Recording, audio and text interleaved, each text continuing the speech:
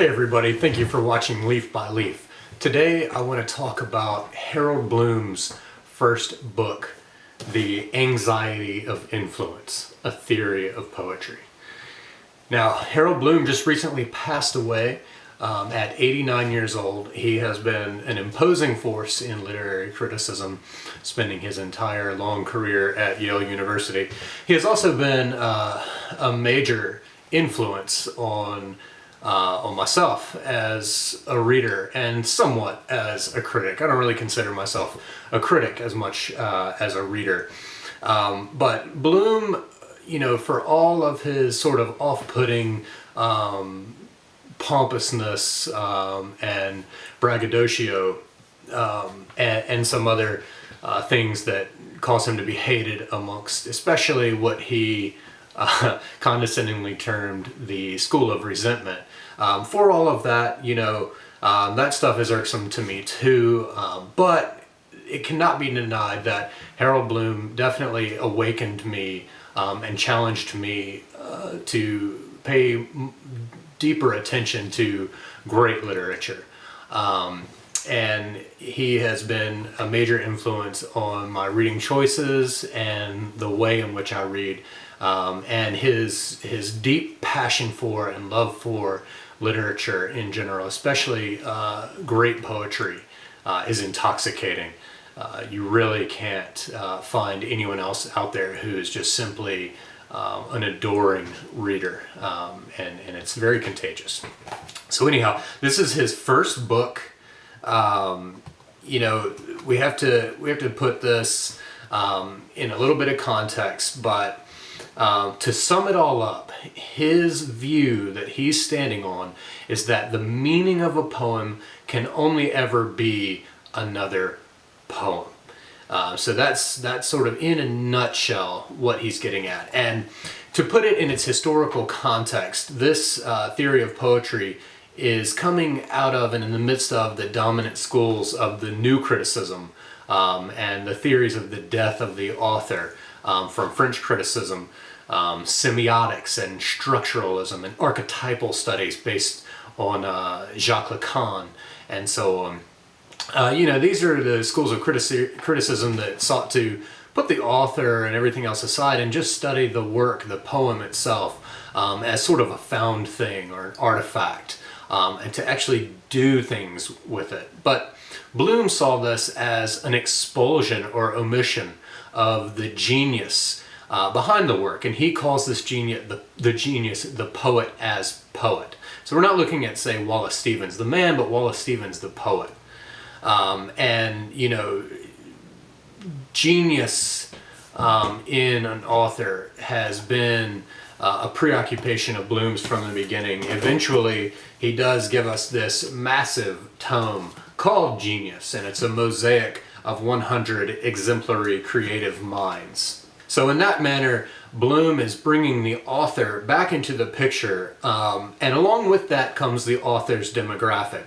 And since he's focused on poetry in the English language and basically modernist poetry from Milton to Stevens, this is concomitantly white males. And so this is a lot of the backlash. Because of that, it's a lot of backlash from the community that he terms the school of resentment. He especially went to loggerheads with them in his 1994 book, The Western Canon, which is actually an amazing book. Unlike the Western Canon, however, The Anxiety of Influence is, for a lot of people, thankfully mostly free of Harold Bloom's bardolatry or mentioning of Shakespeare. And if you really want his take on Shakespeare, there's another massive tome called Shakespeare, The Invention of the Human. All right, so back to, his loggerheads with the School of Resentment.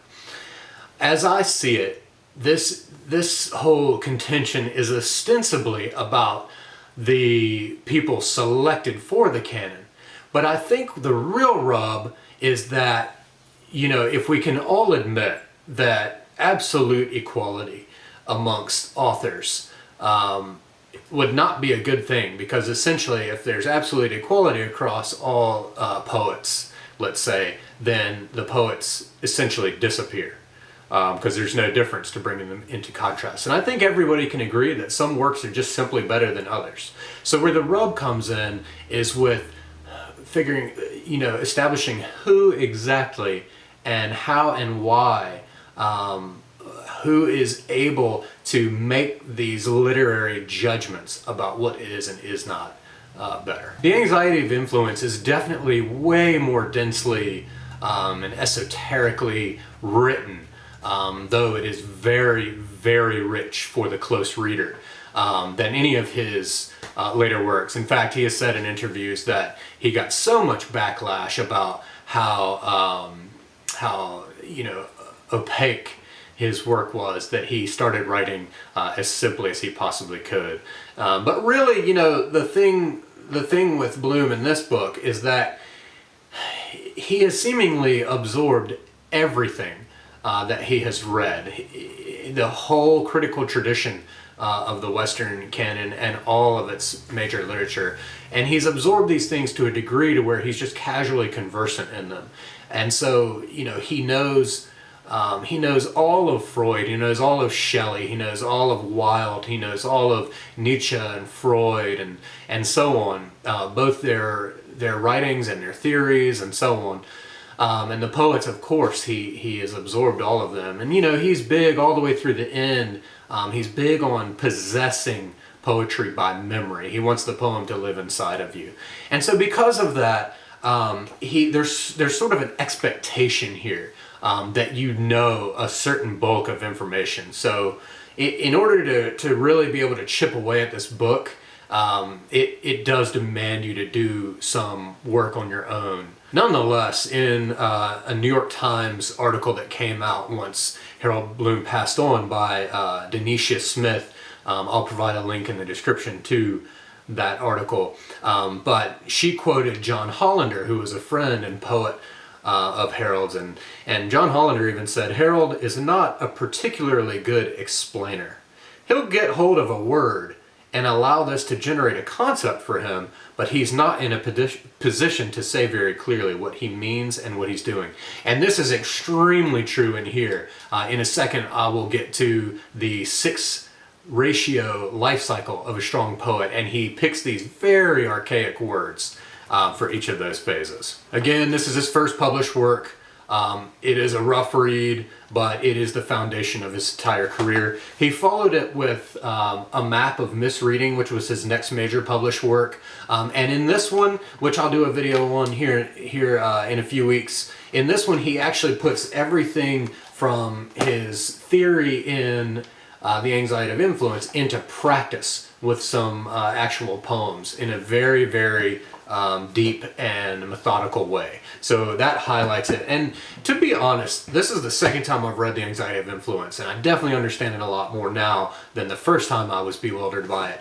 But I have read everything he's put out, and I'll say that The Anatomy of Influence, Literature as a Way of Life, Anatomy of Influence, he has taken from The Anatomy of Melancholy, which is really cool. But it wasn't until I got to this, which he called his last word on anxiety influence, that I really started to get where he's going with all of it. To sum up the book again from the start, he says on page 5, he says, "Poetic history in this book's argument is held to be indistinguishable from poetic influence, since strong poets make that history by misreading one another so as to clear imaginative space for themselves." That's a really interesting theory. Basically, each successive strong poet, which he will also call an ephebe, which is a Greek word for a young male who was in military training, each ephebe has a precursor that they're in agon with, or in battle or courtroom setting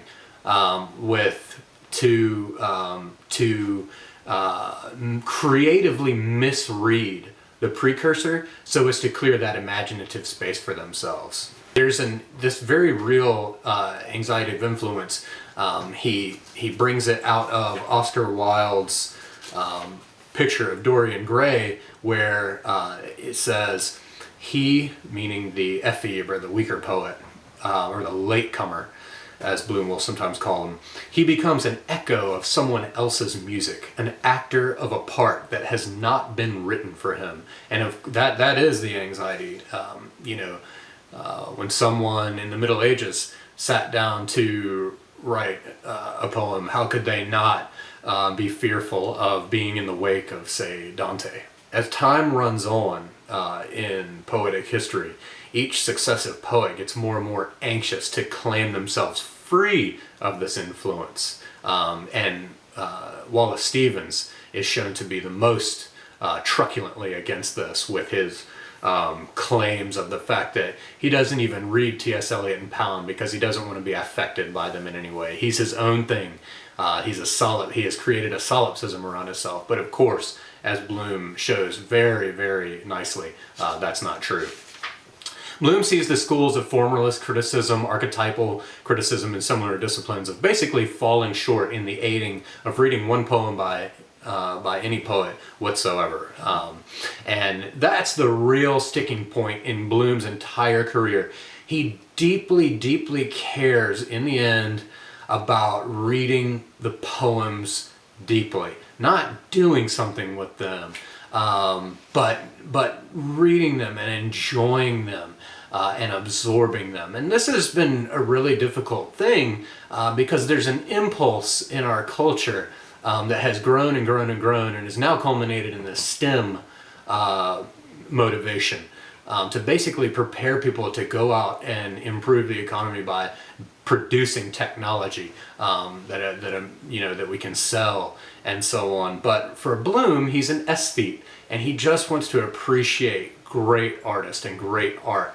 And so this definitely goes against the way that our culture has moved. That used to be a respectable thing, but now it's seen as worthless or worse. He shows that the great deniers of influence anxiety are Goethe, Nietzsche, Mann, Emerson, Thoreau, Blake, and Hugo, among others. But the great affirmers are Samuel Johnson, Coleridge, John Ruskin, and so on. And we'll see too that even the critic uses misprision or creative misreading of predecessors to clear out space for themselves, as basically Bloom is trying to do against Samuel Johnson and Coleridge and Arnold and Ruskin and Northrop Frye, to name a few.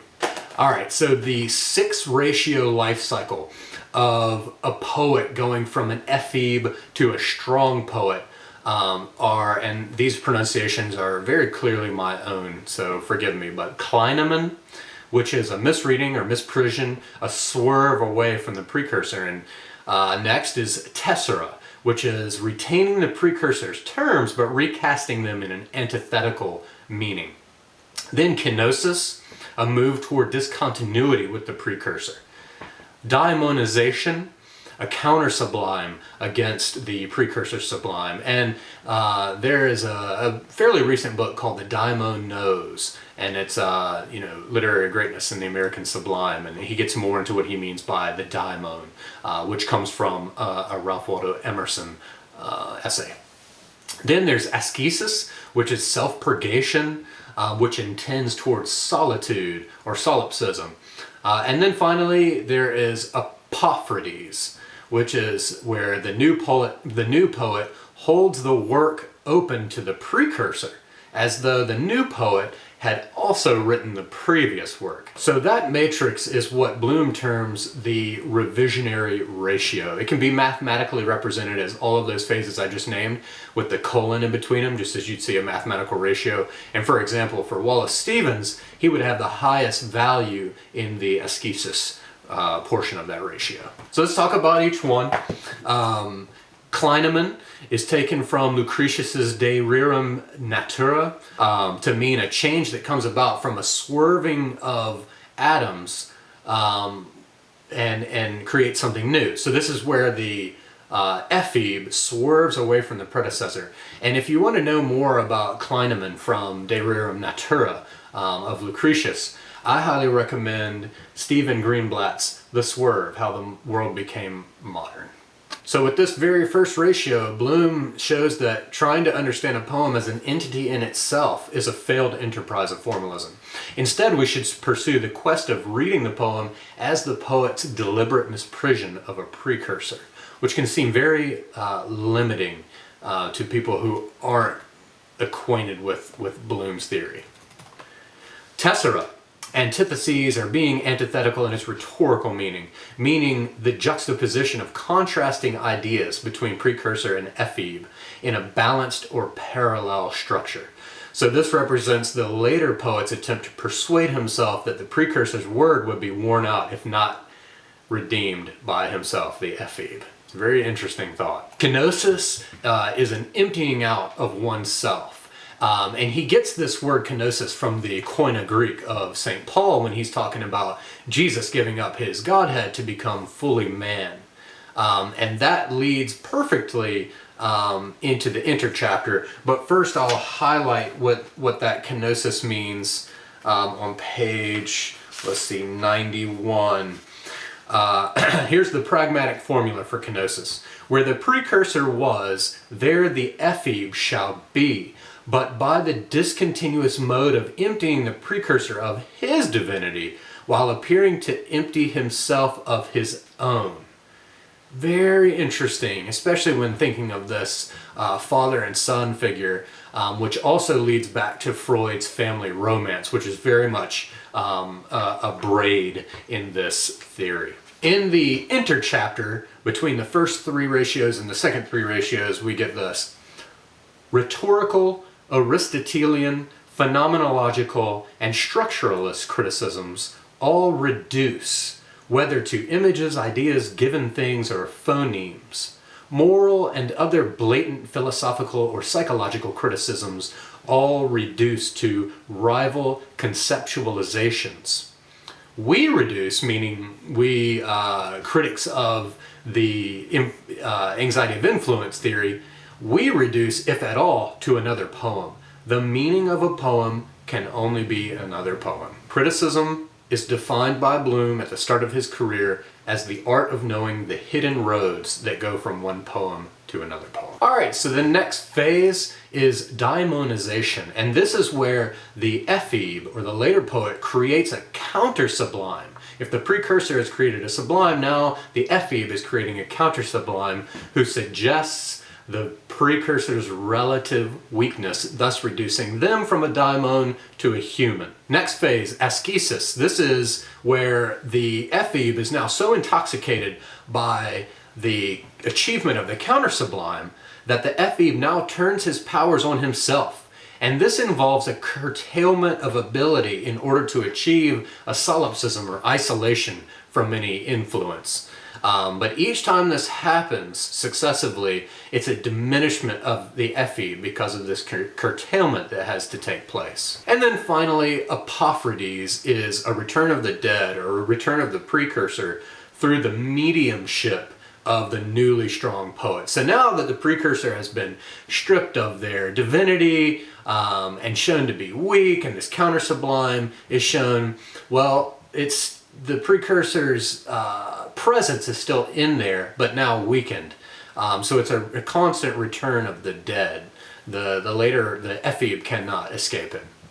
And so Bloom also uses the term from the Old Testament or the Hebrew Bible, the covering cherub, which I think that exact term comes from Blake. But the covering cherub is basically the blocking agent of the ephebe that blocks the path to greatness or to actualization of the self. And so the covering cherub is that fearful entity that the ephebe has to uncover, or to lift the wing of the cherub in order to see enough to become a strong poet.